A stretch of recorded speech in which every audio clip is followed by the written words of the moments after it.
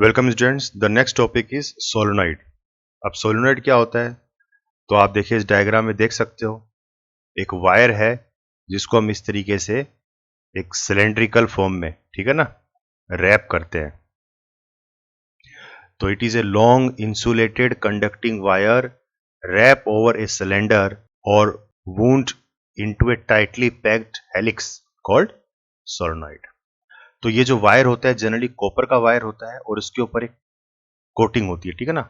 तो इसको हम बोल सकते हैं कि कोटेड होता है, ये कोटेड कॉपर वायर, ठीक है ना। अब इसका पर्पस क्या है?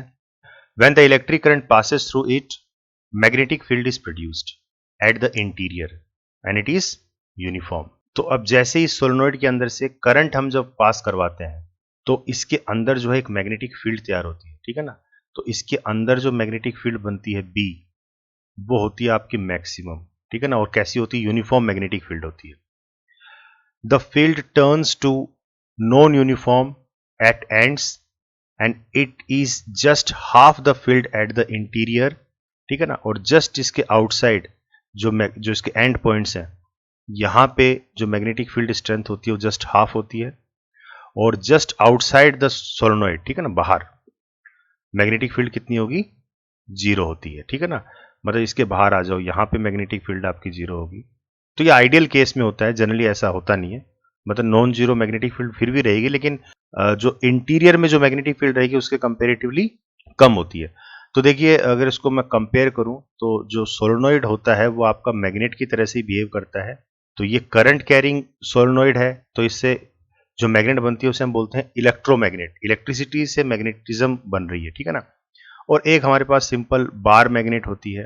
तो इसमें भी दो पोल होते हैं, साउथ नॉर्थ। तो आप लोगों ने 10th क्लास में भी पढ़ा होगा, जो मैग्नेटिक फील्ड लाइंस होती हैं वो कैसी होती है? Outside the magnet they comes out from the north pole and goes towards the south pole, और inside the magnet they goes from south to north pole. तो इस तरीके से क्लोज लूप बनती है इसके अंदर मैग्नेटिक फील्ड लाइंस की, ठीक है ना। इस तरीके से क्लोज लूप बनती है। तो सेम केस सोलेनॉइड के साथ भी होता है, ठीक है ना। इसमें भी हमारे पास क्लोज लूप बनती है। अब देखिए, क्योंकि हमने क्या पढ़ा है मैग्नेटिक फील्ड लाइंस के बारे में कि जितनी क्लोज होंगी उतनी ही स्ट्रेंथ ज्यादा होती है। तो यहां पे मान लीजिए इसके अंदर तो दो हैं, ठीक है, और जस्ट आउटसाइड देखिए एक इधर चली गई एक इधर चली गई, तो हाफ हो गई ना। तो यहां पे अगर बी है मैग्नेटिक फील्ड मान लो, तो यहां पे क्या हो जाएगी? b/2, b/2, ठीक है ना, क्योंकि बट गई। मान लीजिए अंदर जो है मैग्नेटिक फील्ड लाइंस 100 है मान लीजिए, तो यहां पे कितनी होगी? 50 इधर हो गई 50 इधर चली गई, ठीक है ना। तो हाफ हो जाती है एंड पॉइंट्स में मैग्नेटिक फील्ड। और जस्ट आउटसाइड द मैग्नेट, यहां पे ये जस्ट आउटसाइड ये जो रीजन है यहां पे मैग्नेटिक फील्ड क्या होती है? जीरो होती है, आइडियल केस में, जो आइडियल मैग्नेट होती है या फिर जो आइडियल सोलेनॉइड होता है, ठीक है। तो सोलेनॉइड भी जो है एज ए मैग्नेट बिहेव करता है, लेकिन ये टेम्परेरी मैग्नेट होती है। इसमें तब तक मैग्नेटिज्म की तरह से काम करेगा जब तक इसमें करंट फ्लो करेगा। Clear? Magnetic field at the interior of solenoid. अब सोलेनॉइड के अंदर जो मैग्नेटिक फील्ड बन रही है, मैंने ये तो बता दिया कि मैक्सिमम बनती है, लेकिन कितनी बनती है इसकी वैल्यू कैसे कैलकुलेट करेंगे हम? तो देखिए, एक सोलेनॉइड लीजिए, इसमें से हमने एक करंट पास करवाया, ठीक है। Let n be the number of turns per unit length of the long solenoid through which electric current I passes through. क्या फाइंड आउट करना है? To find magnetic field at the interior, assume करो a close loop in the form of rectangle partially inside and partially outside. The length and width of the rectangle is L and B respectively, ठीक है। तो क्योंकि हमने amperes circular law पढ़ा है, तो हम क्या करेंगे? एक क्लोज लूप देने की कोशिश करेंगे इसको। तो पी क्यू आर एस, ये एक तरीके से हमने इसको क्लोज लूप दी है, और इस तरह से दी है क्लोज लूप कि इसका आधा हिस्सा तो मैग्नेट के अंदर रहेगा और आधा हिस्सा मैग्नेट से बाहर रहेगा। जैसे पी क्यू जो है वो मैग्नेट के अंदर है और आर एस जो है मैग्नेट से बाहर है। क्लोज लूप है और रेक्टेंगुलर की शेप में हमने दिया है इसको, ठीक है। तो from ampere circular law, magnetic field क्या होती है? The close line integral of B dot d l किसके बराबर होता है? Mu naught times the total current passing. तो म्यू नॉट टाइम्स, अब टोटल करंट कितना पास होगा, किसके बराबर होगा वो? Number of turns in the rectangle, इसके अंदर कितने नंबर ऑफ टर्न्स हैं, into current of length L. तो एल लेंथ के अंदर कितना करंट फ्लो कर रहा है, इसका प्रोडक्ट होगा। तो टोटल नंबर ऑफ टर्न्स तो होते हैं n, ठीक है ना, capital N, total number of turns. Small n क्या होता है, number of turns per unit length. मान लीजिए यूनिट लेंथ के अंदर, यूनिट लेंथ में कितने टर्न्स हैं, वो तो है आपके n, और टोटल कितने टर्न है वो है आपके कैपिटल N, ठीक है ना। तो कैपिटल N क्या है, टोटल नंबर ऑफ टर्न्स, और स्मॉल n क्या है, number of turns per unit length, ठीक है। तो यहाँ पे टोटल लेंथ की बात हो रही है, टोटल नंबर ऑफ टर्न्स की बात हो रही है, और उसके अंदर कितना करंट फ्लो करेगा, तो total number of turns n, current कितना फ्लो कर रहा है I, ठीक है। तो n को हम लिख सकते हैं स्मॉल nl, तो ये हो गया। फिर देखिए जो लाइन इंटीग्रल है b डॉट dl, इसको पूरी लूप के ऊपर लगाना है ना अपने को, तो इसको हम अलग अलग लेंथ और विड्थ के हिसाब से इसको डिस्टिंग्विश करेंगे। जैसे p से q तक, क्योंकि यहाँ पे लिमिट लगेगी ना, तो लिमिट एक्चुअल में क्या लग रही है, पूरी 0, मतलब पूरी की पूरी एंटायर जाएगा ना, p q r s पूरे के लिए लगेगी। तो इसको हम अलग अलग सेक्शन में इसको डिवाइड करेंगे, p से q, q से r, r से s और s से p। तो b डॉट dl ये तो हम पीछे निकाल चुके, म्यू नॉट ni, और इसको हम तोड़ लेते हैं, कैसे बनेगा ये, तो p से q के लिए इसको हम कैसे लिख सकते हैं, b dl, और कोस की वैल्यू क्या होगी, तो देखिए मैग्नेटिक फील्ड की डायरेक्शन भी यही है, और जो लेंथ है तो लेंथ के अलोंग ही हम जा रहे हैं, ठीक है ना। तो किसी भी पॉइंट पे जो लेंथ का जो वेक्टर आएगा वो भी इसी डायरेक्शन में आएगा, ठीक है। तो dl की डायरेक्शन भी क्या है, वो भी सेम डायरेक्शन में है। तो एंगल कितना बना, 0 डिग्री, तो कोस 0। q से r के लिए देखिए, तो यहां पे कोस क्या है, 90 डिग्री, क्योंकि लेंथ ऊपर की तरफ देख रहे हैं हम, इसमें लेंथ तो ऊपर चली गई, ये तो हो गया dl, और ये अपनी मैग्नेटिक फील्ड हो गई। तो दोनों के बीच में एंगल कितना आया, 90 डिग्री। r से s के लिए अपन देखेंगे, तो यहां तो कोई मैग्नेटिक फील्ड है ही नहीं, तो ये खुद ब खुद 0 हो गया। sp के अंदर देखेंगे, तो यहां पे भी जो लेंथ है वो ये है dl, और मैग्नेटिक फील्ड जो है ये है, तो दोनों के बीच में एंगल कितना बना, 90 डिग्री। तो cos 90, ये फैक्टर भी 0 हो गया और ये फैक्टर भी 0 हो गया, ये तो 0 है ही। तो ले दे के क्या बचा हमारे पास, PQ B DL, ठीक है ना। तो मैग्नेटिक फील्ड क्योंकि कांस्टेंट है, ये बाहर आ जाएगी, क्योंकि हम करंट फिक्स दे रहे हैं तो मैग्नेटिक फील्ड भी फिक्स बनेगी, तो ये बाहर आ जाएगी। और एंटायर लेंथ कितनी है अपनी, तो वो है अपनी L, ठीक है ना। तो क्या एक्सप्रेशन आ गया, BL is equal to mu naught N L I, ठीक है। तो L से L कट जाएगा आपका, तो मैग्नेटिक फील्ड क्या बनी, म्यू नॉट N I, ठीक है। तो this is the magnetic field which is produced inside a solenoid, clear. अच्छा, यहां पे मैंने आपको बोला था कि मैग्नेटिक फील्ड की डायरेक्शन ये है। अब ये कैसे पता चलेगा कि मैग्नेटिक फील्ड की डायरेक्शन यही होगी, तो इसको भी देखिए हम राइट हैंड थंब रूल से फाइंड आउट कर सकते हैं। कैसे, the direction of current and magnetic field in a solenoid can be seen by right hand thumb rule. Solenoid को आप इस तरीके से अपने हाथ में हैंड ग्रिप बनाओ, ठीक है ना, राइट हैंड थंब रूल की तरीके से इसको पकड़ो आप। तो कर्ल जो है आपकी अंगुलियों के, वो तो क्या शो कर रहे हैं, करंट की डायरेक्शन शो कर रहे हैं। इस सोलेनॉइड के अंदर से जो करंट फ्लो कर रहा है ना, उसकी करंट की डायरेक्शन में तो देखो आपकी अंगुलियों के कर्ल मुड़े हुए हैं, और आपका जो थंब है वो किसको पॉइंट आउट कर रहा है, ये मैग्नेटिक नॉर्थ को पॉइंट आउट कर रहा है, मैग्नेटिक नॉर्थ को पॉइंट आउट कर रहा है। इसका मतलब यहां पे मैग्नेटिक नॉर्थ पोल है और ये पीछे रह गया मैग्नेटिक साउथ पोल है, ठीक है ना। या फिर इसको आप सीधा सीधा अगर समझना है तो ऐसे समझिए कि करंट देखिए इस तरीके से फ्लो कर रहा है, ठीक है। तो करंट जिस डायरेक्शन में फ्लो करेगा, मैग्नेट का नॉर्थ एंड उसी तरफ बनेगा और पीछे की तरफ बन जाएगा उसका साउथ एंड, क्लियर। अगर कोई सोलेनॉइड ऐसे है मान लीजिए,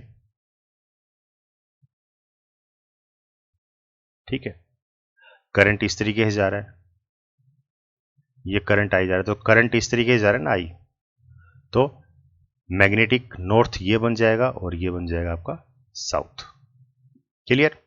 तो राइट हैंड थंब रूल से हम बता सकते हैं कि मैग्नेटिक फील्ड की डायरेक्शन क्या होगी। नेक्स्ट हमारे पास टोरॉइड। अब टोरॉइड क्या होता है, तो ये भी एक तरीके से सोलेनॉइड ही है, लेकिन कर्व्ड शेप में है, क्लोज लूप में है, एक तरीके से क्लोज फॉर्म में है। जबकि सोलेनॉइड तो क्या होता था, स्ट्रेट होता था, इसको हमने क्या कर दिया, सर्कुलर फॉर्म में ढाल दिया इसको, तो ये आपका बन गया टोरॉइड। ठीक है, तो it is a hollow circular ring on which a large number of turns of insulated wire are closely bound. तो let n be the number of turns per unit length of the toroid. तो per unit length के हिसाब से मान लीजिए number of turns कितने हैं, n है। तो टोटल नंबर ऑफ टर्न्स कितने हो गए पूरे के अंदर, वो हो जाएंगे कैपिटल N। और इसमें से जो करंट फ्लो हो रहा है वो मान लीजिए I करंट फ्लो हो रहा है। A magnetic field of constant magnitude is set up inside the turns of toroid in the form of concentric circular magnetic field lines. तो अब इसके अंदर देखिए क्या बनेगी, जैसे सोलेनोइड के अंदर हमने देखा था इस तरीके से, तो इसके अंदर क्या बन रही थी, मैग्नेटिक फील्ड बन रही थी। ठीक है ना, मैग्नेटिक फील्ड बन रही थी इसके अंदर। अब क्योंकि सोलेनोइड आपका स्ट्रेट होता है तो मैग्नेटिक फील्ड लाइंस भी कैसी होंगी इसके अंदर, स्ट्रेट चलेंगी। लेकिन अब इसी को हमने गोल गोल घुमा दिया, इसको राउंड शेप में ले लिया, तो इसके अंदर जो मैग्नेटिक फील्ड लाइंस होंगी वो कैसी होंगी, कर्व्ड में होंगी, क्लोज कंसेंट्रिक लाइंस होंगी। ठीक है, तो वही बोल रहा है concentric circular magnetic field lines होंगी इसके अंदर। The direction of magnetic field B at any point is given by the tangent to the field lines at that point। अब देखिए मैग्नेटिक फील्ड लाइंस अगर आपकी स्ट्रेट है तो जाहिर सी बात है जो डायरेक्शन होगी मैग्नेटिक फील्ड की वो भी स्ट्रेट ही होगी। ठीक है ना, अब क्योंकि यहां मैग्नेटिक फील्ड लाइंस कर्व्ड में है तो किसी भी पॉइंट के अंदर डायरेक्शन क्या होगी। अब इस सोलेनोइड में देखिए करंट कैसे फ्लो कर रहा है, इस तरीके से जा रहा है करंट आपका ना, यहां से इस तरीके से आपका करंट फ्लो कर रहा है, ऐसे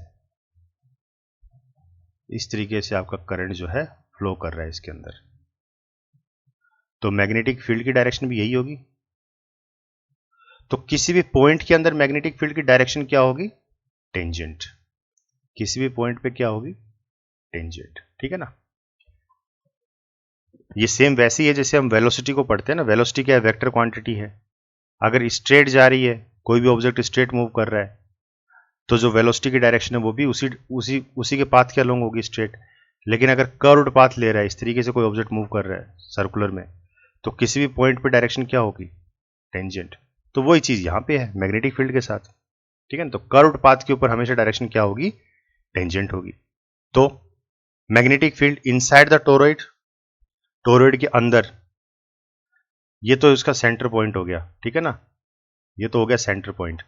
ये हमने एक पॉइंट ले लिया पी पॉइंट इसके अंदर, तो इसके अंदर मैग्नेटिक फील्ड क्या, ये ओपन स्पेस है ना एक तरीके से, तो इसके अंदर मैग्नेटिक फील्ड क्या होगी, जीरो।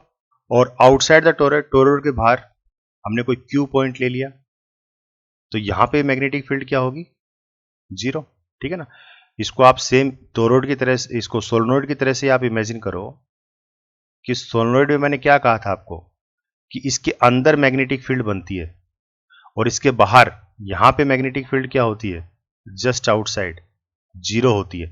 तो इसको जब मैं घुमा दूंगा, गोल गोल ले आऊंगा, तो ये तो इसका अंदर का खाली हिस्सा हो गया और ये इसके बाहर का खाली हिस्सा हो गया, तो दोनों जगह है तो मैग्नेटिक फील्ड जीरो ना।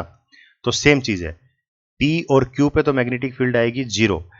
ठीक है, लेकिन जो इसके अंदर हम एक पॉइंट ले लेते हैं, मान लीजिए ये पॉइंट मैंने ले लिया एस पॉइंट टोरॉइड के अंदर, यहां पे आपकी मैग्नेटिक फील्ड क्या होगी, नॉन जीरो होगी। ठीक है, जैसे हमने सोलेनोइड के केस में इसके अंदर मैग्नेटिक फील्ड निकाली थी, कितनी निकाली थी हमने, म्यू नॉट एन आई। ठीक है ना, वैसे हम देखेंगे कि टोरॉइड के अंदर मैग्नेटिक फील्ड कितनी होती है। तो consider 3 points P S and Q forming circular amperian loops inside, within and outside the toroid at radius R1, R2 and R3 respectively. तो क्या किया है कि जैसे इन्हीं 3 पॉइंट्स पे हमें मैग्नेटिक फील्ड देखनी है, तो अगर हम एम्पेयर्स लूप लगाएं तो हम क्या करेंगे, इन पॉइंट्स को लूप में ले लेंगे, क्लोज लूप में। तो एक इस पॉइंट को हमने क्लोज लूप में ले लिया, ठीक है ना, इस तरीके से। एक इस वाले पॉइंट को भी हम क्लोज लूप में ले लेंगे। ठीक है, तो ये आपका सेंटर पॉइंट है और ये जो एक एस पॉइंट है इसको भी हम क्लोज लूप के अंदर ले लेंगे। ठीक है ना, क्योंकि हमें एम्पेयर्स सर्कुलर लॉ लगाना है इनके ऊपर, तो उसके लिए क्लोज लूप होनी जरूरी है। तो हमने क्लोज लूप ले ली। ठीक है, तो ये डायग्राम आपका कैसा बन जाएगा, कुछ इस तरीके से नजर आएगा ये। ठीक है, तो ये तो सेंटर पॉइंट हो गया ये टोरॉइड के अंदर हम ले रहे थे क्लोज लूप, ठीक है ना, कोई एस पॉइंट है उसको ले कवर किया हमने, और टोरॉइड के एकदम इनर जो एम्प्टी स्पेस थी यहाँ पे हमने पी पॉइंट लिया था, उसको लेते हुए एक क्लोज लूप बना दी। और इसी तरीके से जो आउटसाइड टोरॉइड है क्यू पॉइंट, उसको लेते हुए हमने एक क्लोज लूप बना दी, ठीक है। तो इन तीनों पॉइंट्स पे हम मैग्नेटिक फील्ड देखेंगे as per ampere circular law क्या निकल के आती है। तो देखिए, point P and Q at a distance r1 and r3 from the center where magnetic field is zero because of no presence of current। तो देखिए P पॉइंट और Q पॉइंट, यहाँ पे तो मैग्नेटिक फील्ड जीरो है ही, क्योंकि यहाँ पे तो कोई करंट भी नहीं है, क्योंकि करंट होता है वहीं मैग्नेटिक फील्ड बनती है। तो line integral B dot D l at P के लिए और line integral B dot D l at Q के लिए, तो ये हो जाएगा म्यू नॉट टाइम्स I, और क्योंकि करंट है ही नहीं यहाँ पे, तो करंट जीरो है, तो मैग्नेटिक फील्ड आपकी जीरो बन गई। एस पॉइंट के लिए देख लेते हैं। तो line integral B dot D l at S किसके बराबर है, mu naught times I S पर एम्पियर सर्कुलर लॉ। तो बी क्योंकि आपका कांस्टेंट है बाहर आ जाएगा, तो अंदर क्या बचा, डीएल। तो डीएल क्या है, स्मॉल लेंथ है, तो एंटायर लेंथ क्या होगी इसकी, तो ये सरकमफ्रेंस ही होगी, ठीक है ना। तो कितनी रेडियस ली हमने इसकी, R2 ली है, तो सरकमफ्रेंस क्या बन जाएगी, 2 पाई R2। तो जीरो से लेकर 2 पाई R2। तो मान लीजिए यहां से हमने शुरू किया और पूरा एक राउंड काट के यहीं पे आ गया वापस, तो कितना डिस्टेंस कवर कर लिया इसने, 2 पाई R2, ठीक है ना। तो देखिए डीएल क्या आ जाएगा आपका, 2 पाई R2, और B इज इक्वल टू किसके बराबर बन जाएगा, म्यू नॉट एन आई अपॉन 2 पाई R2। तो ये तो हो गई magnetic field inside the toroid, ठीक है ना।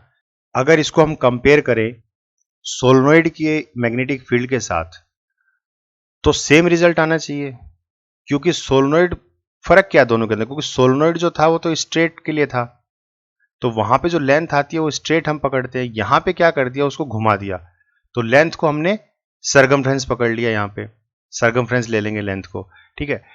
तो एक बार इसको रीओपन करते हैं जरा। तो फ्रॉम इक्वेशन 1 इसको हम ऐसे लिख सकते हैं, b into 2 pi R2 is equal to mu naught, और जो n है, n क्या होता है, ये NL होता है ना, ठीक है। तो n और लेंथ क्या है एक्चुअल में, ये पूरी की पूरी लेंथ है क्या सर्कुलर में, ये है 2 पाई R2। तो हम यहां लिख सकते हैं n into 2 pi R2 into I. तो देखिए 2 पाई R2 कट गया, तो क्या बचा, b equals to mu not N I, और ये किसका रिजल्ट है, this result is similar to that of solenoid. अब देखिए एक दो क्वेश्चन कर लेते हैं इन्हीं टॉपिक से रिलेटेड। क्या पूछ रहा है, a solenoid of length 0.5 metre has a radius of 1 centimetre and is made up of 500 tons. It carries a current of 5 ampere. What is the magnitude of the magnetic field inside the solenoid? तो solenoid के अंदर magnetic field, मतलब magnetic field निकालनी है अपने को solenoid की। तो क्या निकालना है अपने को, B निकालना है। तो B किसके बराबर होता है, म्यू नॉट एन आई के बराबर होता है। तो अब देखते हैं हमें क्या क्या दे रखा है, करंट हमें दे रखा है। तो देखिए L आपको दे दी 0.5 मीटर, रेडियस आपको दे दी है सोलेनोइड की, ये जो रेडियस बनती है ना R, ये आपको दे दी, सेंटीमीटर में है तो इसको मीटर में कन्वर्ट कर लो, 1 into 10⁻² metre. Number of turns, total number of turns, ये कह रहे हैं ना it is made up of इतना टर्न्स, तो मतलब टोटल नंबर ऑफ टर्न्स कितने हैं, 500 है। करंट कितना फ्लो हो रहा है, 5 एम्पियर। मैग्नेटिक फील्ड आपको निकालनी है, तो फॉर्मूला हमारे पास क्या है सोलेनोइड की मैग्नेटिक फील्ड का, म्यू नॉट एन आई। तो n की जगह हम लिख सकते हैं कैपिटल N अपॉन L, क्योंकि कैपिटल N किसके बराबर होता है, स्मॉल n इंटू L होता है ना। तो स्मॉल n की जगह हम लिख सकते हैं ये, बाकी सारी वैल्यूज आपको गिवन है। जब आप सोल्व करोगे इसको तो क्या आएगा, 6.28 इंटू 10⁻³ टेस्ला। नेक्स्ट क्वेश्चन देखिए, a closely wound solenoid 80 centimetre long has 5 layers of windings of 400 tons each. The diameter of the solenoid is 1.8 centimeter. If the current carried is 8 ampere, estimate the magnitude of B inside the solenoid near its center. तो देखिए length of the solenoid अपने को दे दी, तो ये 80 centimetre था तो इसको हमने कन्वर्ट कर लिया, कितना हो गया 0.8 metre. Total number of turns कितने हैं, तो ये कह रहा है कि 5 लेयर्स हैं, 5 लेयर्स ऑफ वाइंडिंग है, 400 टर्न्स ईच। मतलब इस तरीके से है ये, एक लेयर तो ये चली गई 400 टर्न्स की, फिर एक लेयर इसके ऊपर से और चली गई 400 टर्न्स की, फिर एक लेयर इसके ऊपर से और चली गई, ऐसे करके टोटल कितनी लेयर है, 5 लेयर है। तो टोटल नंबर ऑफ टर्न्स कितने हो गए, 2000 टर्न्स हो गए। रेडियस हमें नहीं दे रखी, हमें क्या दे रखा है, डायमीटर दे रखा है सोलेनोइड का, तो हम यहां से रेडियस निकाल सकते हैं। तो it will come out 0.009 metre. Current हमें दे रखा है 8 एम्पियर। तो मैग्नेटिक फील्ड का formula mu not N I, mu not N की जगह लिख सकते हैं N upon L into I. तो म्यू नॉट की वैल्यू अपने को पता है 4 पाई इंटू 10⁻⁻7 होती है। Number of turns, total number of turns 2000 है, करंट 8 एम्पियर है, और L length of the solenoid कितना दे रखा है 0.8 मीटर। ठीक है, तो इसका मतलब ये जो इन्फॉर्मेशन है इसकी हमें कोई जरूरत नहीं है, एक्स्ट्रा इन्फॉर्मेशन है ये। ठीक है ना, इसी से अपना काम निकल जाएगा। तो आंसर कितना आया 2.512 into 10⁻⁻2 tesla. Clear. Next question देखिए, a toroid has a core non ferromagnetic of inner radius इतना एंड आउटर रेडियस इतना, around which 3500 turns of wire are wound. If the current in the wire is 11 ampere, what is the magnetic field outside the toroid, inside the core of the toroid and in the empty space surrounded by the toroid। तो तीन अलग अलग जगह पे हमें निकालनी है magnetic field. तो देखिए ये आपके पास टोरॉइड है मान लीजिए, ठीक है ना, इसकी इनर रेडियस कितनी है R1 और आउटर रेडियस कितनी है R2। तो ये दे रखी है अपने को, a toroid has a core of inner radius 25 centimetre. तो R1 अपने को कितना दे रखा है इसने 25 सेंटीमीटर, और R2 कितना दे रखा है 26 सेंटीमीटर। ठीक है ना, तो हमें तीन अलग अलग पॉइंट्स पे निकालना है। एक तो अंदर कोई हमने पॉइंट ले लिया, यहां निकालना है मान लीजिए A पॉइंट पे, एक सोलेनोइड के अंदर हमने कोई पॉइंट ले लिया B पॉइंट पे, और एक सोलेनोइड के बाहर हमने कोई पॉइंट ले लिया C पॉइंट पे। ठीक है ना, यहां मैग्नेटिक फील्ड निकालनी है। तो देखिए A पॉइंट पे और C पॉइंट पे तो जीरो ही रहेगी, आउटसाइड और इनसाइड। ठीक है ना, तो outside the toroid B is always zero. ठीक है ना, और ऐसे इनसाइड द टोरॉइड जो एम्प्टी स्पेस है, तो यहां पे मैग्नेटिक फील्ड क्या है जीरो है। अब बात करते हैं inside the core of the toroid, इसके अंदर कितना होगा। तो इनसाइड यानी कि B पॉइंट पे कितना होगा, तो B पॉइंट के ऊपर अगर हम एक एम्पियर सर्कुलर लूप लगाएं, इस B पॉइंट को लेते हुए सेंटर से, तो इसकी जो रेडियस आएगी ये मान लीजिए आपकी रेडियस है R3। ठीक है ना, अब ये रेडियस अपने को दे नहीं रखी, तो जाहिर सी बात है ये जो रेडियस है ये मीन है किसका, R1 और R2 का मीन है। तो अपन लिख सकते हैं ना R3 किसके बराबर हो गया, R1 प्लस R2 का मीन। ठीक है ना, क्योंकि टोरॉइड के फॉर्मूले के अंदर हमें रेडियस की जरूरत पड़ती है, सर्कमफ्रेंस के मतलब सर्कुलर जो लूप आती है उसमें हमें रेडियस की जरूरत पड़ती है, तो यहां पे इसकी जरूरत पड़ेगी। सोलेनोइड के केस में जरूरत नहीं पड़ती इस आर की। तो टोरॉइड का फॉर्मूला क्या है, mu not N I upon 2 पाई, और दिस इज द रेडियस। ठीक है ना, क्लोज लूप जो आपने ली है एम्पियर सर्कुलर लूप, इसकी रेडियस ही है R3। ठीक है ना, तो बाकी सारी वैल्यूज अपने को गिवन ही है, तो इसको जब हम पुट करके सोल्व करेंगे तो कितना आएगा आंसर 3 इंटू 10⁻⁻2 टेस्ला। क्लियर। तो देखिए हमने बायो सवार्ट लॉ किया और फिर उसका एक एडवांस वर्जन हमने किया एम्पियर सर्कुलर लॉ।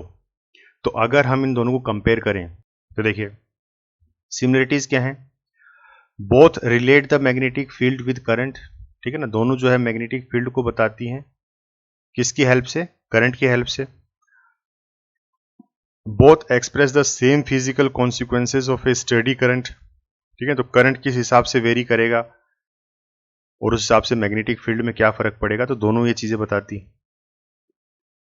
वहीं बायो सवार्ट्स लॉ जो होता है उसको हम कैसे डिनोट करते हैं, डिफरेंशियल फॉर्म में। ठीक है ना, वहीं एम्पियर सर्कुलर लॉ के अंदर जो मैग्नेटिक फील्ड आती है वो कैसी आती है, इंटीग्रल फॉर्म में आती है, क्लोज लाइन, ठीक है ना, integral of close line B dot D L, और ये small magnetic field D B.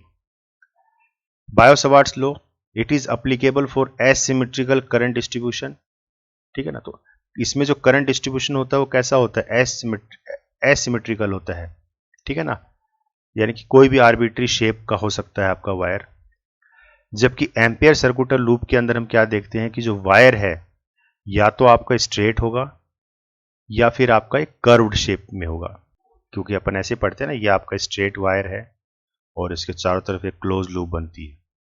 तो वायर हम स्ट्रेट ही लेंगे, जो करंट कैरिंग कंडक्टर होता है वो हम स्ट्रेट वायर ही लेते हैं, ठीक है। और जो क्लोज लूप होती है क्लोज होनी चाहिए, फिर चाहे ये रेक्टेंगुलर शेप में आप क्लोज लो, सर्कुलर शेप में क्लोज लो, या फिर आप कोई आर्बिट्री शेप में भी आप इसको क्लोज ले सकते हो, लेकिन क्लोज होनी चाहिए, ठीक है। लेकिन करंट जो आप ले रहे हो, देखिए करंट इसमें हमेशा स्ट्रेट लाइन में हम लिया है, तो या तो आप करंट स्ट्रेट लाइन में लोगे या फिर सर्कुलर शेप में लोगे। जबकि बायोट-सवार्ट्स लॉ में जो करंट होता है, जो वायर होता है करंट कैरिंग वायर, वो आपका आर्बिट्री शेप का होता है, जैसे इस तरीके से, ठीक है ना, ये हम वायर ले रहे थे यहाँ पे, तो ये आर्बिट्री शेप का वायर है। Dear students, here I am providing you with the link of some important books which is going to be very helpful for you. You can purchase them directly from Amazon at a very reasonable rate.